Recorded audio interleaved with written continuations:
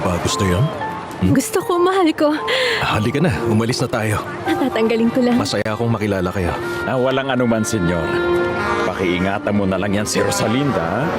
Hindi mo lang alam pero sobrang swerte mo sa kanya, Fernando Jose. Ano ba, Lolo? Alam ko po, Lolo. Alam ko po. Oh, tara na. Ay na.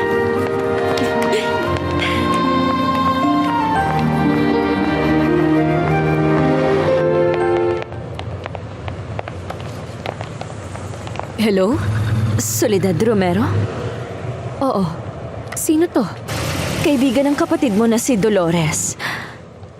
Tumawag ako para sabihin na si Dolores kasi patay na.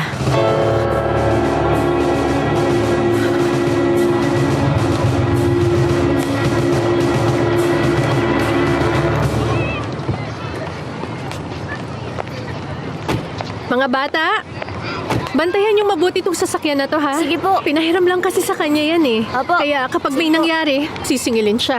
Paliwanag? Salamat. Opo. Sige. Salamat. Sige. Halika na. Gusto ko.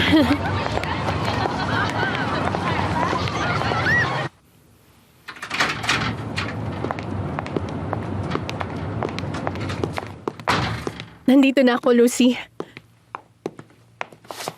Ito siya. Kasama ko na si Fernando Jose. Masaya akong makilala ka, Lucy. Kung ganon, ikaw pala. Ang magiging future bayaw mo. Congratulations, Rosalinda. Nasaan si Ate Fedra? Wala siya eh. Nasaan ang papa mo, Rosalinda? Si Papa nandun sa kwarto. Rosalinda, sabihin mo sa papa mo na nandito na ang magiging asawa mo na si Fernando Jose Altamirano del Castillo na gusto siyang makilala. Anong problema? Wala naman. Ayaw lang sanang tumanggap ni Papa ng bisita. Fernando Jose, patawarin mo sana ako. Hindi kita maipapakilala kay Papa. Sobra siyang nagdadalamhati.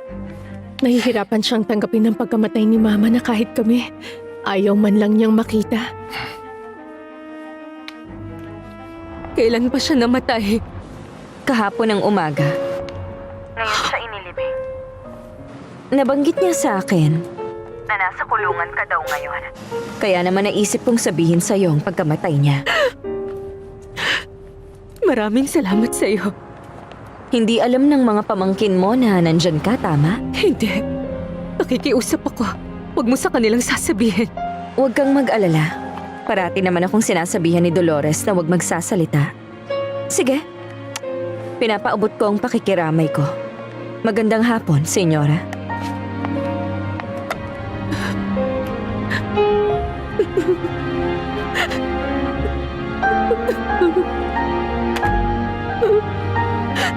Nalaman mo na ba kung meron ng girlfriend ang aking anak? Wala naman, Valeria. Sigurado ako meron siyang girlfriend. Nakakuha na ako ng isang private investigator para alamin kung ano ang mga nangyayari sa anak ko. Kaya malalaman ko rin yun. Paano mo nagagawa ang ganitong bagay, Valeria? Gusto ko malaman kung sino siya. Kung hindi siya bagay, gagawin ko ang lahat para tutulan ang pagmamahal na yun. Matigas ang ulo ni Fernando Jose. Kahit nagawin mo pa ang lahat para lang kontrolin ang buhay niya, makakawala pa rin siya sa kamay mo. Dedepensa ng karapatang sumaya sa pag-ibig. Paano mo nagawang kausapin ako ng ganito, Alfredo? Hindi mo siya matitinag tulad ng ginawa mo sa akin, Valeria. Nasisiguro ko yan. At kailan ko ginawa yung sinasabi mo sa akin? Palagi. Winasak mo ko. Pero paano kita nasaktan? Sabihin mo ngayon. Hindi ko alam kung kailan babalik si Ate Fedra. Sige, kailangan ko nang umalis. Sa susunod na lang ako magpapakilala sa papa mo at sa iba pa. At ipapakilala din kita kay Mama. Isasama kita. At Lucy, masaya akong makilala ka. Sige, paalam bayaw. Hindi dapat ganun. Hanggang sa muli dapat. Ihahatid na kita, mahal ko. Sige.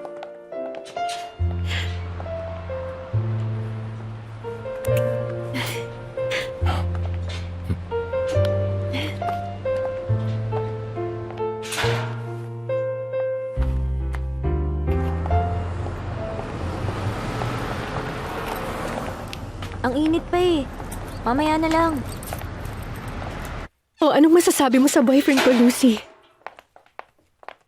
Hulaan mo, Ate Fedra. Dumalaw ang boyfriend ni Rosalinda. Talaga? Butit nagpakita na yon. Hindi lang namin alam kung paano hahanapin ang isa't isa kaya ngayon lang kami nagkita. Madali ka nagpapaniwala. Sobrang gwapo ng boyfriend niya. Sana nakita mo kung paano siya manamit. Sayang kaalis lang niya. Siya pala yung lalaking nakita ko kanina sa labas. Alam mo, Valeria, walang saysay kung makikipagtalo pa ako sa'yo. Pero para ito kay Fernando Jose. Ayoko makakahanap siya ng suporta mula sa'yo para sa kahibangan niya. Naintindihan mo? Mahigpit kong ipinag-uutos na bantayan mo siya para sa akin. Hindi ko na kailangang pambantayan si Fernando Jose, Valeria. Hindi kabilang sa estado ng buhay niya ang gusto niyang babae. Sinasabi ko sa'yo, mas makabubuti kung kakausapin mo siya. Valeria, huwag mo siyang kalabanin. Dadamdamin niya ang pag-uusap natin dito. Hindi siya para sa babaeng yun. Pipilitin ko siya makipaghiwalay sa kanya. Magre-rebelde lang siya. At aalis siya ng bahay. Sa tingin ko, hindi. Mataas ang kumpiyansa mo, Valeria, pero mag-iingat ka. Darating ang araw na maaalala ni Fernando Jose na hindi ikaw ang... Ano ang gusto mong palabasin? Sinasabi mo ba na hindi ako kailangang respetuhin o sundin ang anak kong si Fernando Jose? Bakit? Maapektuhan ba yun? Ang katotohanan na hindi naman talaga ako ang ina ni Fernando Jose. Nakita mo siya sa labas, Ate Fedra? Kilala mo ba siya, Ate Fedra? Likod lang niya ang nakita ko, pero nakuha niyang atensyon ko.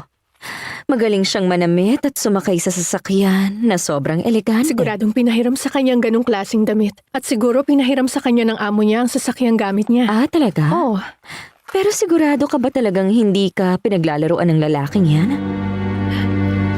Mainit din ang ulo sa akin ni Papa. Hindi na siya matino. Hindi na siya maayos kausap.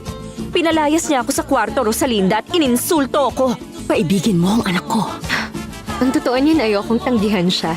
Basta ka nalang basusuko na hindi man lang lumalaban, Pamela. Sa tingin ko, meron ng ibang nanalo. Alam ng lahat ng taong nandito na ikaw ang tanging babaeng pinakamamahal ko. Gusto kong malaman niyo na meron na akong babaeng minamahal. At dadaling ko siya rito para mapakilala sa inyo. Ayoko siyang kilalanin. Huwag mo siyang dadalhin dahil kapag nakita ko siya, pagsisisihan niya habang buhay na pumayag siyang dalhin mo sa pamamahay ko. Rosalinda